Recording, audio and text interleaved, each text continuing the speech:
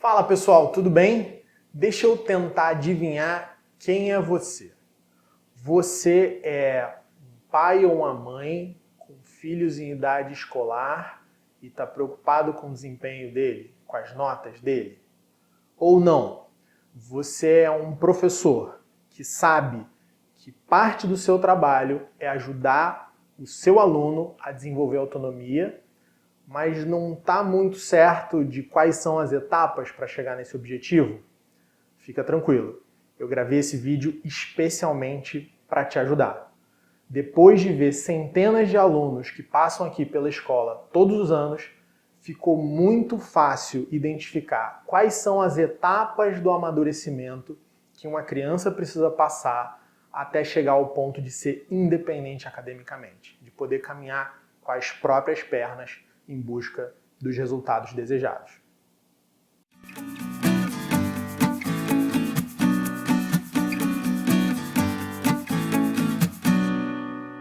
Deixa eu te fazer uma pergunta. Você já teve a sensação de fazer muito esforço para conseguir algo que você quer e não ser reconhecido e não obter o resultado que você desejava?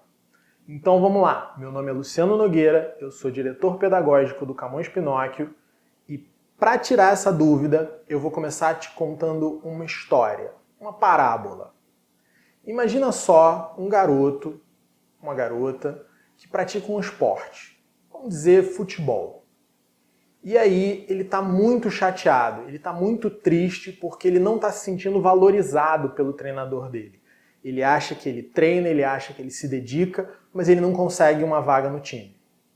Aí ele chega para conversar com o pai dele e pergunta, né? Pai, o que acontece? Por que eu não consigo a vaga no time? E o pai começa a fazer uma série de perguntas para ele, de como é o treino e tal, e ele vai lá e dá as respostas mais ou menos certas, e ele fala, e ainda por cima, eu sou o único que passa 2 horas depois do treino, sozinho, treinando para melhorar. O pai fica curioso e pergunta para o filho, o que você fica fazendo essas 2 horas lá depois do treino? Ah, pai, eu fico treinando defesa de pênalti. O pai coça a cabeça, olha para o filho e fala, mas meu filho, deixa eu te explicar uma coisa. Você é lateral. Você nunca vai precisar, ou quase nunca vai precisar, defender um pênalti num jogo. Por que você não tenta treinar cruzamento?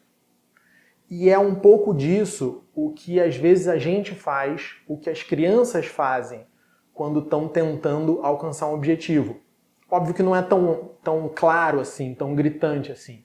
Mas a gente acaba jogando muita energia, gastando muito das nossas forças, só em movimento, sem ter uma direção consistente. Eu já presenciei essa situação diversas vezes, tanto com alunos quanto com pessoas que trabalham aqui na escola. Às vezes a pessoa quer, ela tem vontade, ela se dedica, mas ela não está indo na direção que ela deveria. Então a gente tem que parar e refletir no seguinte. Tem gente, e isso está na nossa cultura, que acredita que o meu esforço, as minhas horas de trabalho vão agregar valor para aquilo que eu estou fazendo. Se você pensa assim, eu tenho uma má notícia para te dar. Não é o seu esforço que dá o valor do seu trabalho. Não é a quantidade de horas de trabalho que dão valor para um caderno, para uma garrafa d'água ou para um telefone celular. É sim, na verdade, o quanto de valor aqueles produtos, aqueles serviços vão agregar a quem consumir aquilo, a quem utilizar aquilo. Então, o caderno, tem gente que compra caderno porque tem gente que precisa de caderno. Ninguém compra caderno porque outra pessoa se deu ao trabalho de produzir o caderno. A gente usa telefone celular não é porque alguém inventou o celular e a gente precisa premiar o cara pelo esforço dele de ter inventado, de ter construído o celular. A gente usa telefone celular porque é prático pra gente, porque agrega valor pra gente. Então, se a gente não aprende como direcionar o nosso esforço, se a gente não aprende que para aquilo que a gente faz ter valor real, a gente precisa estar causando alguma transformação no mundo à nossa volta, a gente não vai ter facilidade para alcançar os nossos objetivos. Então, essa dica serve para quem trabalha, para quem estuda, para quem faz qualquer coisa. Busque agregar valor a alguém ou a você mesmo, no caso dos seus estudos. Busque começar algo e terminar algo com qualidade. Não adianta só fazer muito, tem que fazer bem feito, tem que fazer algo que alguém valorize. Imagina o seguinte, você é aluno. O professor de matemática começou lá o capítulo de funções. Passou um dever de casa e na semana seguinte você trouxe todos os exercícios de triângulos. Não faz muito sentido, né?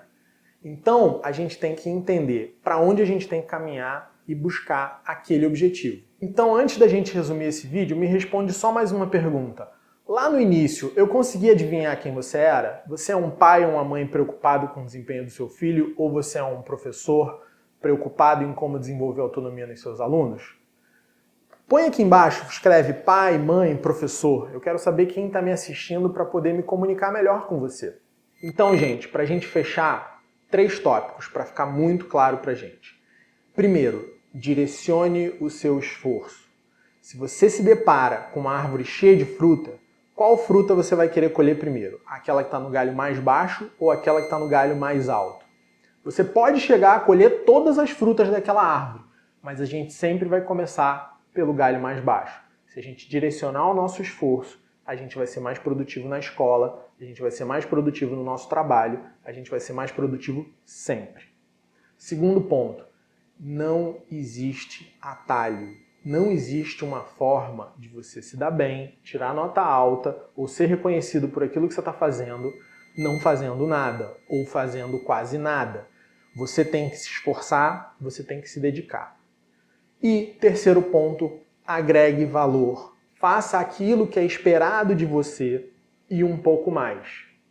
Então, para responder a pergunta do início do vídeo, se você olha para o seu filho e você vê que ele sabe direcionar o esforço dele, se você percebe que ele já entendeu de verdade que não existe hack, não existe atalho, não existe forma fácil de alcançar algo difícil, e se você percebe que ele entendeu que agregar valor é o nome do jogo, ele tem que fazer o que é esperado dele e aí algo mais, então você está num bom caminho de aumentar o nível de autonomia, de dar cada vez mais liberdade para que ele assuma as rédeas da vida acadêmica dele.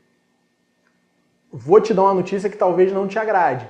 A maioria dos alunos de Fundamental 2 e até muitos de ensino médio não estão amadurecendo rápido o suficiente para chegar nesse estágio.